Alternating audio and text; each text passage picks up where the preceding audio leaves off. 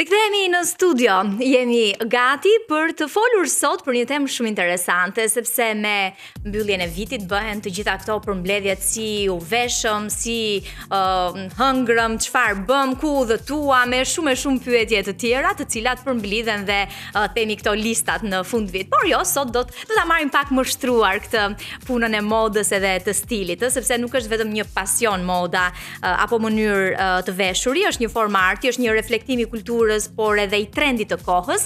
Një prej gjykimeve që përdorim rëndom kur flasim për mënyrën se si vishen, jetojnë të tjerët është në fakt shpesh një paragjykim i nxituar. Në më të shumtën e rasteve përdoret standard i dy fish krahasuar me veten, teksa të gjithë na pëlqen të vishemi bukur, të jetojmë me standarde të larta, shpesh të tjerët i gjykojmë si të përcipt, me tendencën për të dukur dhe për të shitur më shtrejt se e meritojnë. Është një fakt i pranuar që shqiptarët kanë pëlqyer gjithmonë të bukurën. Izolimi i gjatë e fshiu disi, por nuk zhduku ëndrrën për mirëqenie si dhe dëshirën për të vetë zhvilluar vazhdimisht gjatë viteve dhe sidomos gjatë periudhës së lidhjes me botën e zhvilluar, mundësitë nuk ishin barabarta për të gjithë, shanset po. Zgjedhjet tona përcaktuan se si u zhvilluam ose jo, edhe kjo mbetet për të diskutuar, me aq sa mundemi të gjykojmë së jashtëmi këto 10-15 vitet e fundit, duket se po vishemi më bukur pavarësisht disa periudhave të arta të stilit në Shqipëri. Por për të diskutuar gjitha këto edhe për të vërtetuar këto që sapo përmenda në nisje të kësaj interviste, sot kemi kënaqësinë të bisedojmë me Konstantin Feshtin, një entuziast i vërtet i stilit. Sa për zgjuar dhe zëri që do të dëgjoni tani është biseda e parë që bën për ditën e sotme. Nini, përshëndetje. Përshëndetje Ada, më të falenderoj shumë për ftesën. Edhe shumë kënaqësi. Unë gjithmonë kënaqem me ty dhe jam shumë i lumtur për që po diskutojmë për diçka me cilën jam me të vërtetë entuziast. Po, dhe duket shumë bukur sot. Falenderoj, shumë faleminderit. Do doja tani si pikërisht nga kjo e fundit që thash. Është e vërtetë që dekadën e fundit po vishemi më bukur? Shiko, është shumë e vërtet, por unë personalisht, ndoshta edhe nga prindrit e mi, mama ime ka punuar gjithmonë në administratë shtetërore dhe unë kur kam qenë i vogël, qefi më i madh ishte kur dilja mbas shkolle dhe shkoja vizitoja atë në punë. Dhe jam mësuar të shoh zonjat majtakave, të kuruara sipas vendit, meshkujt me ato kostumet. Domethënë nuk mendoj që është thjesht në dekadën e fundit. Mendoj që ndikimi i rrjeteve sociale, mendoj që mundësitë për të patur një veshje të kuruar, qoftë dhe pa shpenzuar shumë para, janë shtuar. Dhe automatikisht momentin që ke mundësi, aty dhe e kupton që dhe ti vetë mund të luash pak me duken tënde dhe me pamjen tënde.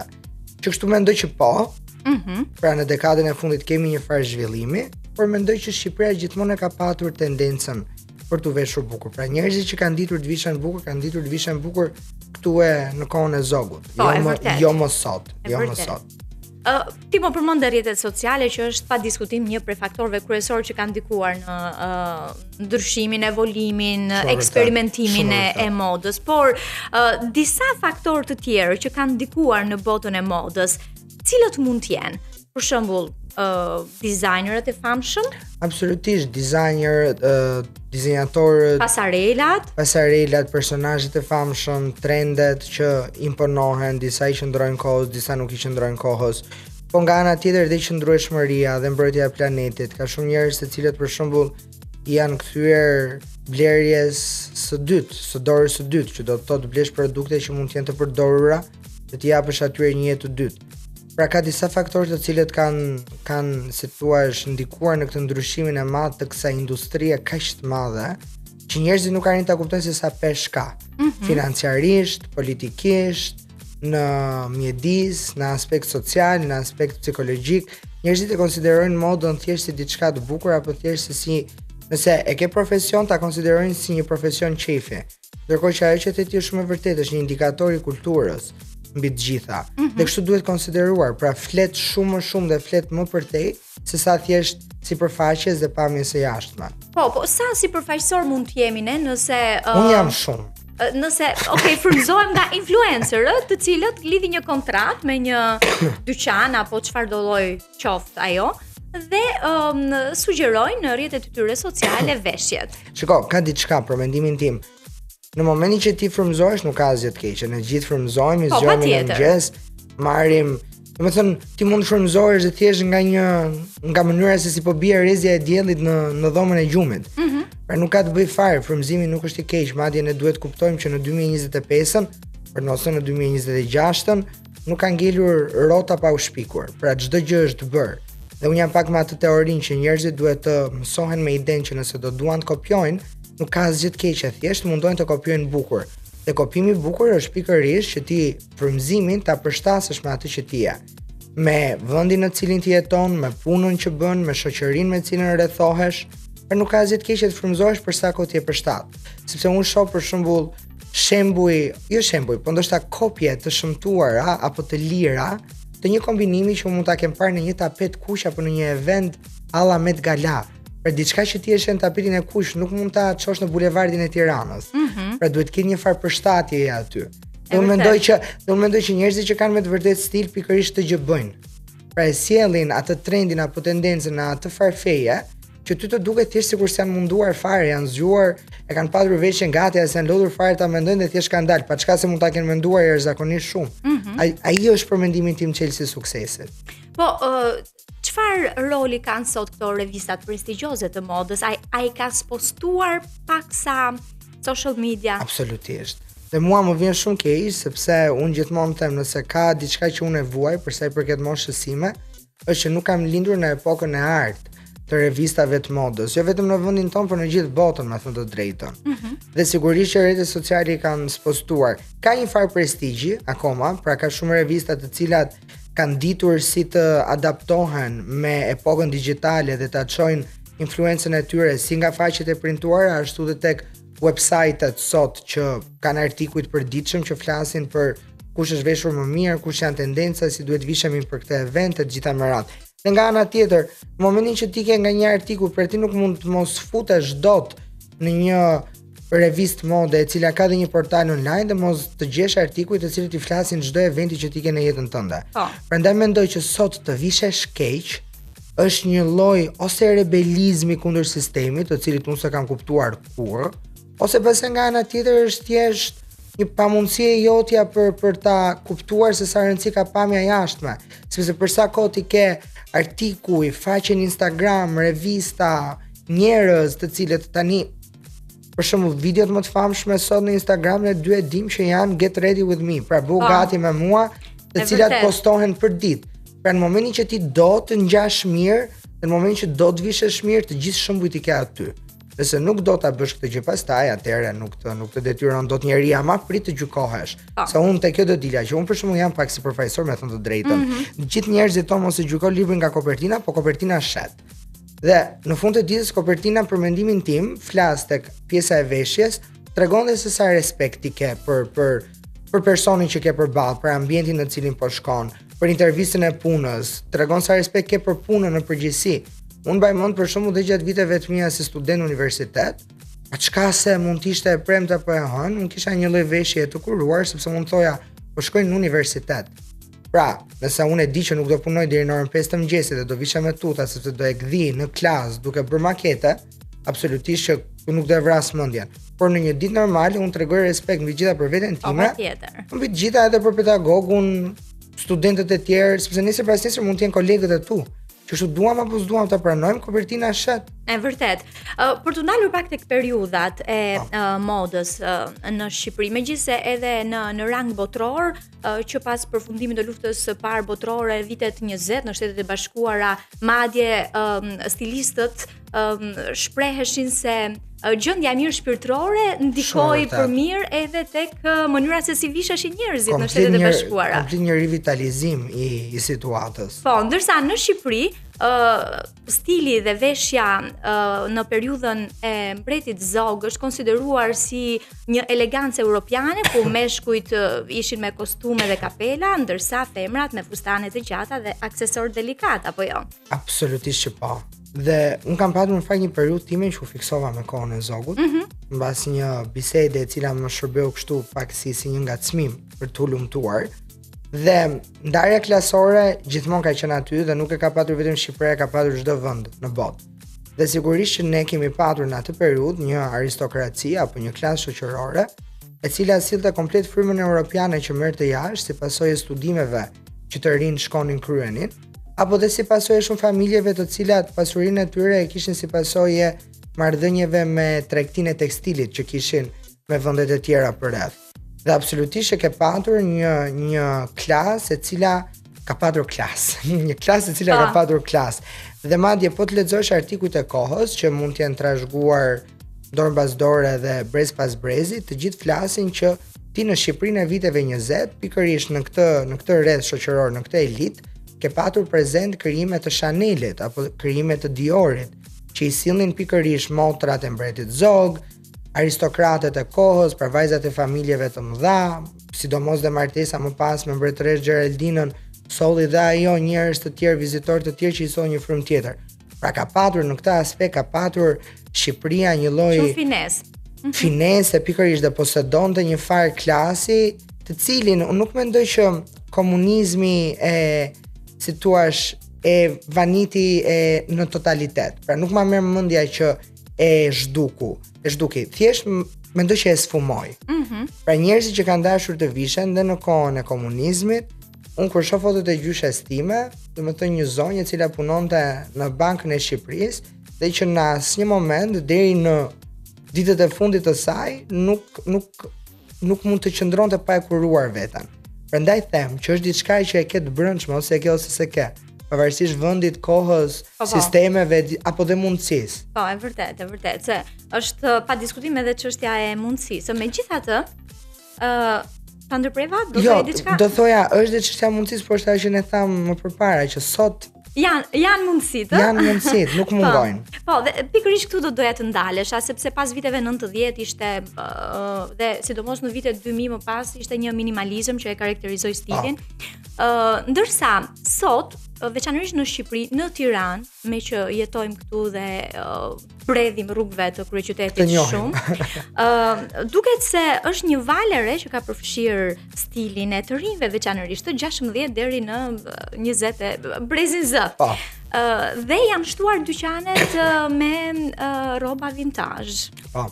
Është ajo që unë thash pak më parë, janë këto rrobat e dorës së dytë, të cilat i flasin jo vetëm një të rritur i cili e di se çfarë probleme po investon, po i flasin dhe të rinjve, që për shembull mund të vinë në Tiranë si student, ama nga ana tjetër duan të përshtaten pak jetës së kryeqytetit dhe kësaj jetës së shpejtë. Tirana është kthyer në një metropolë dhe ne këtë duhet ta pranojmë. Pra ti del në rrugët e Tiranës dhe ti nuk e di se ke përballë apo kë has në rrugë. Dhe nga ana tjetër mua më pëlqen shumë që ka filluar pak dhe kjo fryma e të bërit komplimenta. Unë e kam bërë gjithmonë, por më pëlqen tani fakti që shoh dhe njerëz tjerë duke bërë me njëri tjetrin. Pra krijon një farë kolektiviteti, krijon një kolektiv që do që njëri tjetrin ta shohin të veshur bukur. Absolutisht që këto dyqane janë shtuar, aty kanë qenë. Thjesht se neve nuk i kemi vlerësuar dhe i kemi gjykuar. Se për të qenë kanë qenë gjithmonë aty. Por duke qenë që në botë u bë trend, edhe tek ne janë disa trende që mua më bëjnë shumë qefi që Shqipëria i përqafon.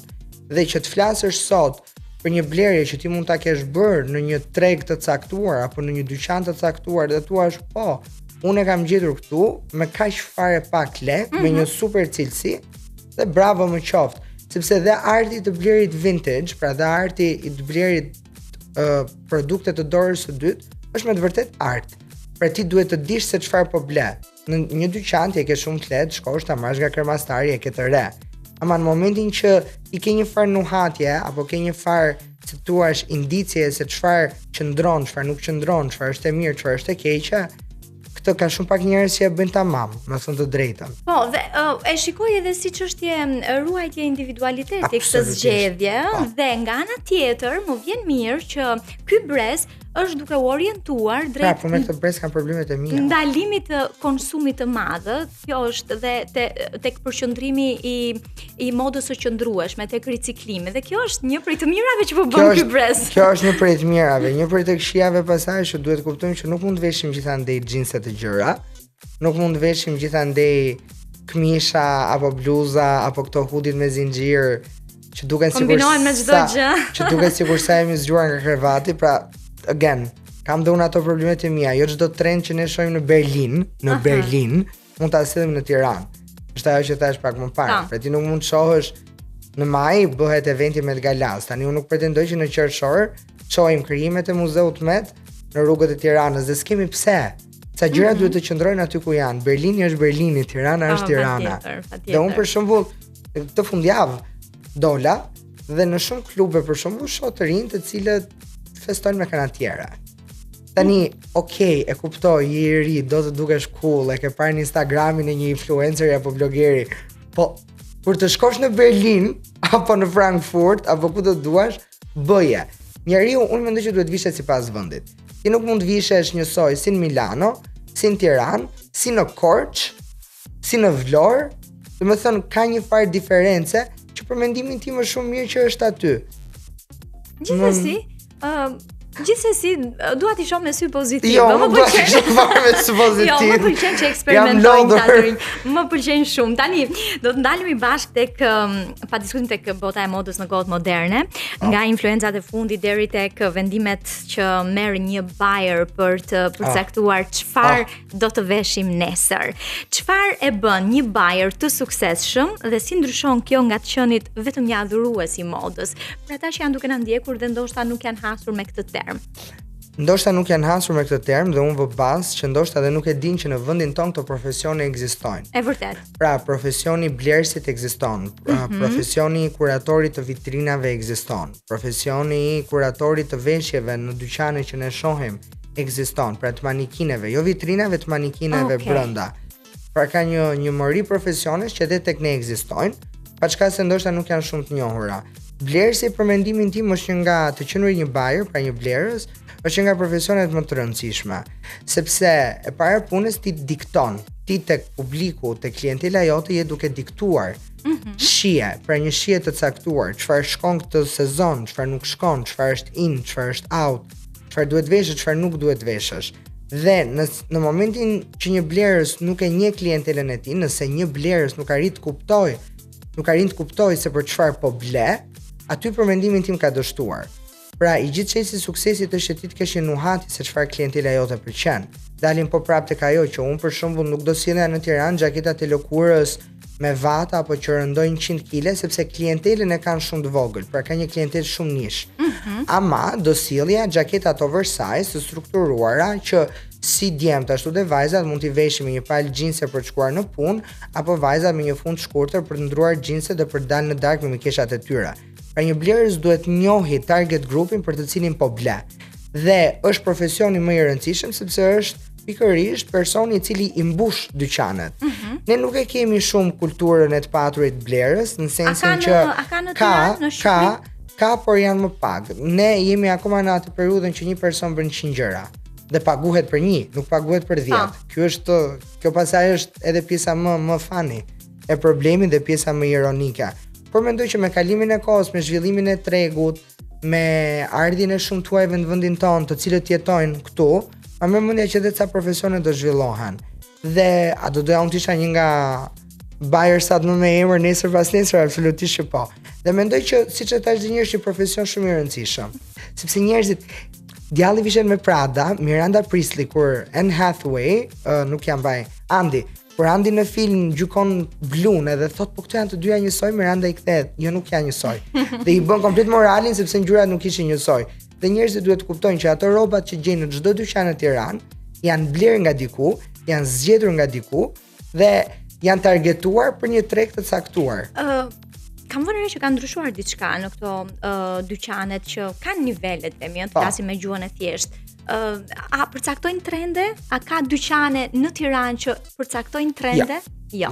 Nuk jemi akoma këtu. Jo. Dyqane në Tiranë fatmirësisht janë shtuar si nga ato high-end, pra që i përkasin një kategori të caktuar shpenzimi, brandesh, dizenjatorësh e gjitha me radhë, si nga dyqanet e tjera që janë më të thjeshta, por jo.